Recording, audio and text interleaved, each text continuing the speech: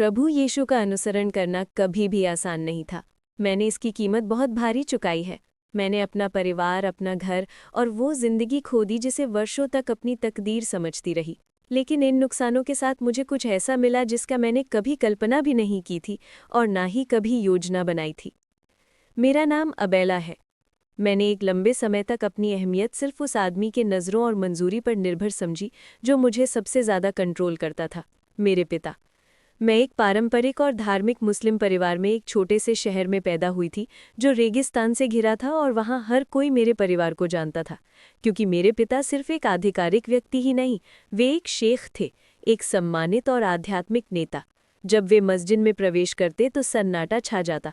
लोग उनके हर शब्द को ऐसे सुनते मानो वो खुदा का आदेश हो, और हमारे घर के अंदर उनकी आवाज़ केवल नियम नहीं थी, वो कानून थी। और मेरे पिता के 2 पत्नियां और कई बच्चे थे, और उसके पास इतनी ताकत थी कि पुलिस तक उनसे बहस करने से घबराती थी। और लोग हमें एक धन्य परिवार मानते थे, लेकिन भीतर से हम एक विकृत आस्था के कैदी थे। हालांकि बचपन में मुझे सबसे पसंदीदा और आज्ञाकारी बेटी माना जाता था, क्योंकि मैंने सारी दुआएं और हर नियम सीखे और जैसा हमसे उम्मीद की जाती थी वैसे ही मैं रही। लेकिन भीतर एक बेचैनी थी। ये कोई गहरा खालीपन था, एक गहरी इच्छा कि कोई मुझे सच में मेरी परवाह करे। मुझे याद है जब मैं 13 साल की थी और छत पर चुपके से चली जाती। हालांकि आसमान दूर लगता, लेकिन फिर भी मैं उससे बातें करती कि अरे ऊपर वाले, क्या तुम मुझे देखते हो? तुझे कुछ फर्क पड़ता है क्या? या फिर बस ये गिन रहे हो कि मैंने कितने सारे नियम तोड़े हैं? लेकिन कभी कोई जवाब नहीं आता, बस तारों की ठंडी खामोशी रहती थी। और जब मैं 20 साल की हुई, मैं घर की कई जिम्मेदारियां संभालने लगी, क्योंकि मेरे पिता की दूसरी पत्नी इन सब के मामले में अनुभवहीन थी और मेरे पिता ने कभी मेरे लिए रिश्ता ढूंढने की कोशिश नहीं की। और इसका कारण मुझे नहीं पता था, लेकिन इसका खुलासा एक रात नमाज के बाद हुआ। मैं अपने कमरे में थी, तभी मुझे मेरे पिता के कमरे में बुलाया गया और मैं वहां गई। फिर उन्होंने मेरा नाम लैला नरम स्वर में पुकारा, जिससे मैं कंफ्यूज हो गई। फिर उन्होंने कहा कि तुम हमेशा से आज्ञाकारी, ईमानदार, पाक और समर्पित रही हो।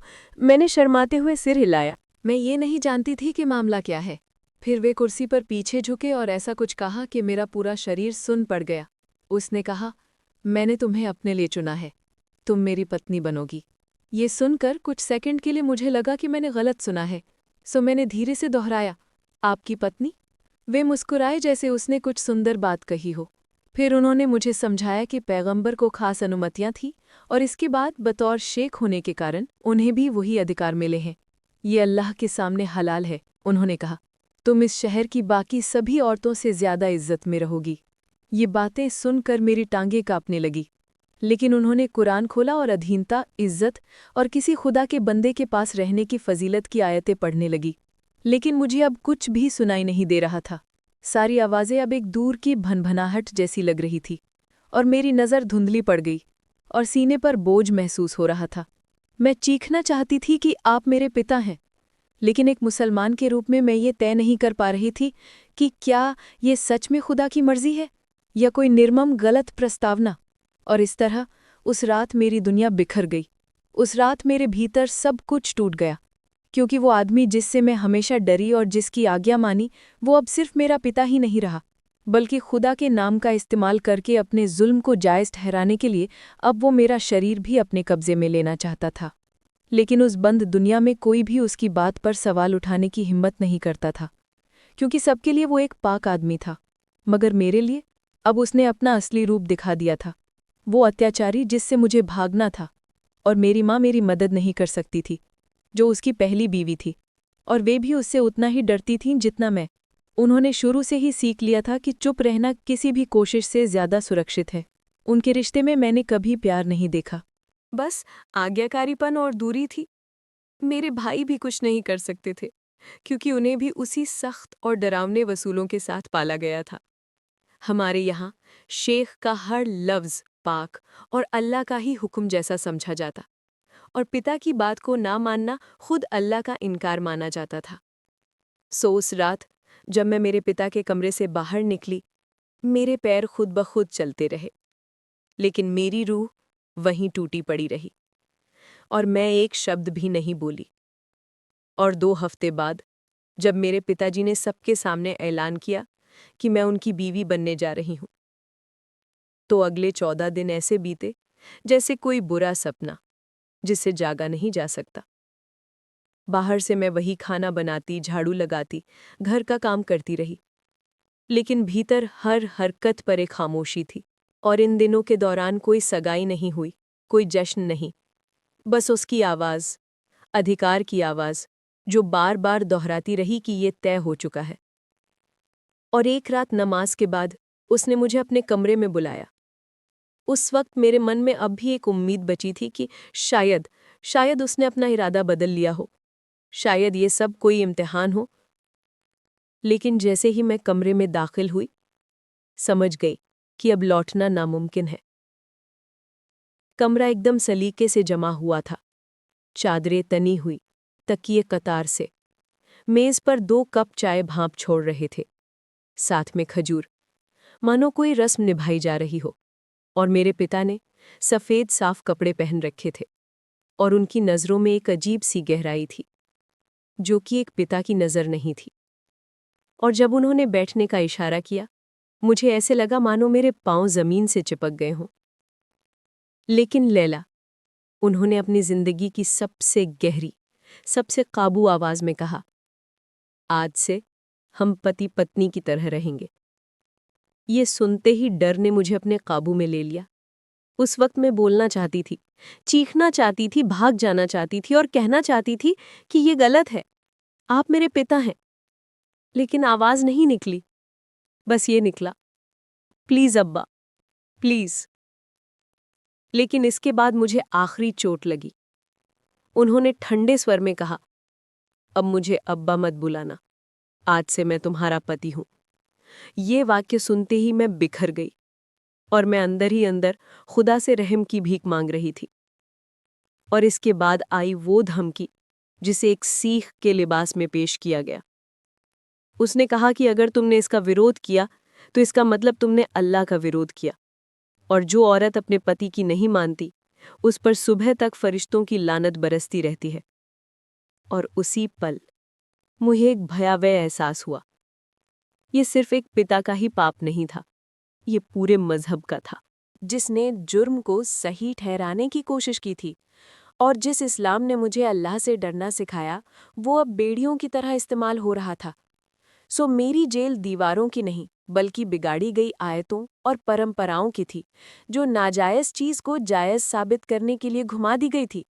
ये सिर्फ अपराध नहीं था, ये पवित्रता का अपमान भी था। और मैं उस हर चीज़ के बीच एकदम खाली महसूस कर रही थी। मगर मुझे अब तक पता नहीं था कि उस अंधेरी रात में भी परमेश्वर मेरे लिए भाग निकलने का रास्ता बना रहे थे। उस दिन मेरे पिता ने जल्दी नौकरों को विदा कर दिया और मेरी सौतेली माँ को हुक्म दिया कि किसी भी सूरत में उसके कमरे के पास ना आए। और इस तरह मेरे और दुनिया के बीच आखिरी दरवाज़ा बंद हो गया। मैं जानती थी कि अब मैं उस मर्द की मर्जी की कैदी बन गई हूँ, जो अल्लाह के नाम से इस पाप को जायज़ ठहराने की कोशिश कर रहा था। और मैं उस रात जो भी हुआ उसकी विस्तार से चर्चा नहीं करूंगी, क्योंकि इसमें मेरी कोई भी गलती नहीं थी। लेकिन हाँ, इसके बाद मेरा ईमान वो अब राख हो चुका था। बचपन से ही मुझे सिखाया गया था कि इस्लाम इज्जत का मजहब है, खासकर औरतों के लिए, कि अगर मैंने अल्लाह की मान ली तो वो मेरी हिफाजत करेगा। लेकिन उस सुबह उस शख्स के बगल में लेटी हुई जो मेरा रक्षक होना था, जालिम निकला। और इसके बाद मैंने खुद से सवाल पूछने लगी कि अगर ये अल्लाह की मर्जी है तो क्या वो वाकई में भला है? मैं अंदर ही अंदर घुट रही थी, लेकिन कोई मदद करने वाला नहीं था। इसके विरोध में बोलने की किसी में हिम्मत नहीं थी, क्योंकि मेरे पिता की आवाज़ को चुप कराना मतलब खुदा के शब्दों को चुप कराने के जैसे था। सो उस दिन के बाद घर के अंदर कानाभूसी शुरू हो गई। मैंने औरतों को कहते सुना कि उसे खास इज्जत मिली है, वो चुनी गई है, ज़रूर खुदा ने उसे बाकी सबसे तरजीह दी होगी।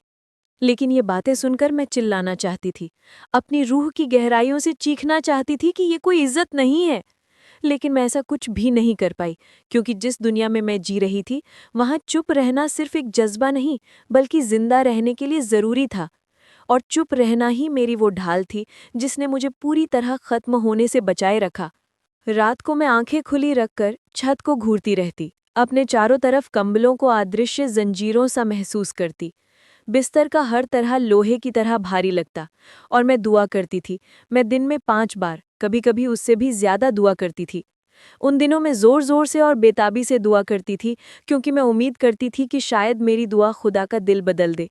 मैं रोज़ रोती थी और दुआ करती थी, पर वो शब्द छत से टकराकर लौट आते, ये याद दिलाते हुए कि कुछ भी नहीं बदला है। लेकिन इसके बावजूद मैं बार-बार दुआ करती थी, शायद इस बार आसमान खुल जाए। और मैंने ज़रूरत से ज़्यादा रोज़े रखने शुरू किए। लेकिन जब कुछ भी ना हुआ तो पूछने लगी कि क्या सच में खुदा सुनता भी है। लेकिन इससे भी बुरी और सबसे बेरहम बात थी हर हाल में आज्ञाकारी बेटी और पत्नी बनकर दिखाना। और एक दोपहर की बात है, जब मैं मुख्य कमरे के पास सफाई कर रही थी, तभी मैंने अपने पिता को एक अन्य व्यक्ति से बात करते हुए सुना। वे दोनों इस आत्मविश्वास के साथ बातें कर रहे थे कि कोई भी कभी उन्हें टोकने की हिम्मत नहीं करेगा, और वे बेहिचक हंस रहे थे। वे औरतों को मर्द के धन का हिस्सा बता रहे थे, और उनमें से एक ने कहा कि पैगंबर के साथियों ने कभी-कभी अपने भाइयों के विधवाओं से इसलिए शादी कर ली ताकि विरासत परिवार में ही रहे। फिर मेरे पिता ने गर्व के साथ कहा कि लैला अपनी जगह को अच्छे से समझती है, उसे पता है कि आज्ञाकारिता ही उसकी खूबसूरती है। ये सुनकर मेरे हाथ पैर कांपने लगे, और उस रात मुझे एक ऐसा प्रकाश मिला जो मेरे चारों ओर के अंधेरों के बावजूद चमकता है। मुझे एक आशा मिली जिसे कोई भी, यहाँ तक कि सबसे बुरी परिस्थितियाँ भी मुझसे छीन नहीं सकती। हालांकि मेरे लिए यीशु का अनुसरण करना कभी भी आसान नहीं था। मैंने इसकी कीमत बहुत भारी चुकाई है। मैंने अपना परिवार, अपना घर और वो जिंदगी खो दी जिसे वर्षों तक अपनी तकदीर समझती रही। लेकिन इन नुकसानों के साथ मुझे कुछ ऐसा मिला जिसका मैंने कभी कल्पना भी नहीं की थी और ना ही योजना बनाई थी। अब मेरे पास एक मेरा परिवार, भाई और बहन है जो मुझे बिना शर्त के प्यार करते हैं, और मेरा एक स्वर्गीय पिता है जो कभी मुझे छोड़ता नहीं, और उसमें मेरा एक ऐसा भविष्य है जिसे कोई मिटा नहीं आप सकता। सभी को जय मसीह की दोस्तों, मेरा नाम है रोहित कुमार। आप देख रहे हैं मसीह का दोस्त ऑफिशियल चैनल में आप सभी का स्वागत करता हूं। दोस्तों, आप सभी लोगों के बीच में लेके आ चुका हूं एक ऐसी अद्भुत गवाही कि जिस गवाही को सुनकर आज हमारे जितने भी विश्वासी भाई बहन होंगे उनका विश्वास और मजबूत हो जाएगा। दोस्तों, आपने वीडियो के पहले जो गवाही को आपने सुना होगा, वो गवाही एक मुस्लिम लड़की की थी दोस्तों, जहां पर वो एक सऊदी अरबिया की लड़की थी, जहां पर परमेश्वर ने उस लड़की को कैसे बचाया। उसको उसके साथ हैवानियत होने वाली थी दोस्तों, लेकिन परमेश्वर ने उस बहन को बचा लिया। उस बहन के जीवन में इतनी बड़ी संकट आने के बाद भी परमेश्वर ने उसे बचाने की कोशिश की और बचा लिया। आज वो अपनी जीवन को बचा करके प्रभु यीशु मसीह के नाम से अपनी जीवन को गुजार रही है। तो दोस्तों, मैं आप सभी लोगों से इस बात को कहना चाहता हूं कि परमेश्वर का वचन कहता है कि आप विश्वास रखो, आप परमेश्वर के वचन के तहत चलो। वो सर्वशक्तिमान परमेश्वर आपको हर एक दुख और तकलीफ से आज़ाद कर देगा। तो दोस्तों, अगर वीडियो आपको अच्छी लगे तो प्लीज़ चैनल को सब्सक्राइब करें और बेल आइकन को ज़रूर प्रेस करें।